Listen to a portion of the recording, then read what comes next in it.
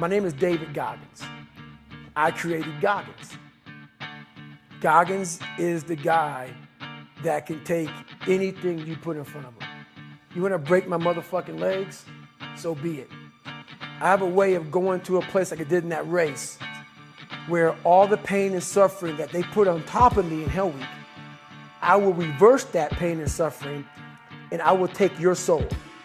So every instructor that put me through BUD/S, my job, what drove me, was I wanted you to go home that night after you beat the living shit out of me and I smiled in your face. I wanted you to feel worse than I did and you were going home to a nice warm bed with your wife or your kids and a nice meal and I was still out there in the grip, suffering for another 100 hours. I wanted you to think about me knowing that I'm comfortable being very unfucking comfortable. Widely considered to be the toughest man on the planet and one of the greatest endurance athletes of all time. He grew up in an abusive household, spent his high school years as one of only a small number of black kids. He had to endure relentless bullying and he barely managed to graduate. One day he decided he was going to stop saying woe is me and start kicking some ass. That set him on a path to transforming himself into the hardest man alive. The only member of the U.S. Armed Forces to complete SEAL training, the U.S. Army Ranger School, and the Air Force Tactical Air Controller training. He's completed the infamous Destroyer of Men, known as Hell Week, 3 times, including 2 in a single year. He served in combat in Iraq, was the bodyguard for the Iraqi Prime Minister. He once held the Guinness World Record for most pull-ups in 24 hours at 4,030. He's run 8 consecutive 100-mile races over 8 back-to-back weekends. He ran over 7,000 miles in a single year, and that is the equivalent of running 267 marathons. This man is a self-made beast, the king of no excuses, David Goggins. So what was that moment like, looking in the mirror the day you decide, okay, wait, enough is enough? It took a while to get to that point where enough was enough. What happened, I came home one night from work, turned on the Discovery Channel. I saw some guys going through Navy SEAL training and they were going through Hell Week and they were getting their ass just beat. You know, in and out of the water, guys ringing the bell. They were just suffering. And I was weighing like 297 pounds. And I had to make a change in my life. You know, I was at an all-time low and I wasn't going anywhere. And I was exactly what everybody said I was going to be, which was nothing. I came from a horrible background. I got called nigger every day of my life growing up. I was just an insecure, scared kid. And the only way I could find myself was through putting myself through the worst thing possible. That's so counterintuitive. Like most people, that's precisely what they're trying to get away from. Right. So what was it in you at that moment? You're overweight, you've been bullied essentially your entire life up to that point. What makes you go, all right, motherfucker, like that's what I've got to do? Well, no one was helping me out. And the feeling I had every morning when I looked in the mirror was horrible. And I didn't want to feel like that anymore. And how I felt was a kid going nowhere, a kid that was scared. And most kids will accept that and look for help. But the best thing that happened to me, no one helped me. No one felt sorry for me. So the only way I could turn it around was to suffer. I had to build calluses in my brain the same way I built calluses on my hand. It's so easy to be great nowadays. Most people are weak. This is a softened generation. So if you have any mental toughness, any ability, if you have any fraction of self-discipline, the ability to not want to do it but still do it. People have a hard thing understand. I hate to run. And what makes me so crazy, people go, well, why do you run if you hate it? What are you talking about? I don't want to take showers and eat either. I hate that too. That's life, man. It wasn't until I changed that mentality that I became somebody. I hated going to school. So guess what? I was dumb as shit. But if you can get through to doing things that you hate to do, on the other side is greatness. For me to become the man I wanted to become, I saw myself as the weakest person God ever created. But I never blamed God for anything he did to me. So I wanted to change that to be the hardest man ever created. Am I that? I don't know, but you had to have a goal. Right. And my goal when I was sitting there, not going to school, being bullied, having no self-esteem, my goal was the only person that's going to turn this person around is me. And the only way I can turn it around is put myself through the worst things possible a human being can ever endure.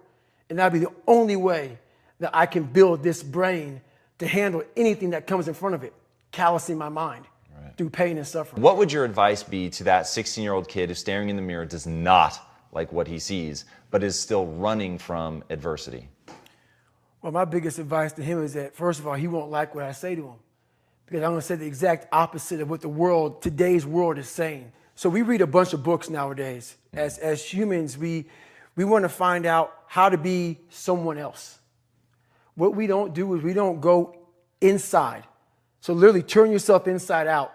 Read the book that's like we're writing a book every day of our lives, but we never read that book. When I was growing up, I lied for people to accept me because I didn't accept myself. So I would make up stories so then you would accept me into your world. I would, everything I did was for someone else to like me. It wasn't until I started reading my own book about how pathetic I was as a human being. I can blame my dad. I can blame kids at school. I can blame having health issues, ADD, my mom not being around. I could blame a lot of people. And that's the book I was reading. And I put it off on everybody else. It wasn't until I said, you know what? For me to fix this, I got to read what the fuck is wrong with David Goggins. Not blame anybody. Read my book and say, okay, I'm afraid of my shadow. How can I overcome that? Go in the military, get your ass kicked, do things you hate to do, be uncomfortable every fucking day of your life. Roger that. I'm not the smartest kid in the world. Okay. Instead of somebody saying, oh no, you're smart. No, don't say that to yourself. I said to myself, no, I'm a dumb motherfucker. Okay, roger that. How you get smarter? Educate yourself. So the things that we run from the truth. We're running from the truth, man. So the only way I became successful was going towards the truth. As painful and as brutal as it is, it changed me. It allowed me to become, in my own right, who I am today. I hated jumping out of airplanes. I hated shooting guns. I hated the job as a Navy SEAL. But I did it because I wanted to change myself. Everything I do, I'm not really comfortable doing. But if you choose to go that route, to go be a Navy SEAL, you might as well go be the hardest motherfucker in the world. Because if you're choosing to do something, you have two routes. You can go there and be a little weak person and get through barely, and that's your reputation. Or you can go through the hardest guy you can possibly be, and that's your reputation. There was a point where they had a decision to make. They can go left or right on this path. Left was the easy route. Right was the hard route. A lot of people take the easy route. And they had a good life that way, but the better life was going to the right side. And you may have 20 years of pain and suffering to get past it, but a lot of us die never truly starting our journey. And I would tell this young person, you got to start your journey. It may suck, but it will come out the other side where you're coasting. No matter what avenue I choose, I want to be the very best. And the very best may not be I'm number one. The very best is, did I leave everything inside of me out there? Right now, for you to find greatness in yourself, you're not going to find it by looking in a book or by even hearing me. I may give you the spark, but you've got to go inside yourself to find it. And that means you got to be quiet. Shut the fuck up. Go in a room. Search your soul. Search your mind. Search your abilities, and you'll find it. But if you're not looking for it, you won't find it. So you got to go start your journey. And the journey starts with you finding, why the hell am I here on this planet Earth? Why am I here? And if you don't know that, you will live the rest of your life searching, always asking the question, why? Honestly, I'm blessed enough to have survived the life I lived and to come out the other side with a bunch of knowledge. So hopefully I can help people that believe that they're much less than what they truly are. Help them find greatness in themselves. And greatness isn't running 200 miles at a time or doing 4,000 pull-ups or being a SEAL. Greatness is whatever the hell you dreamed of in your own mind. You got to first see it. You got to first create this vision in your mind. And then that's when I come into play. Once you create this vision in your mind, it's how am I going to get there now?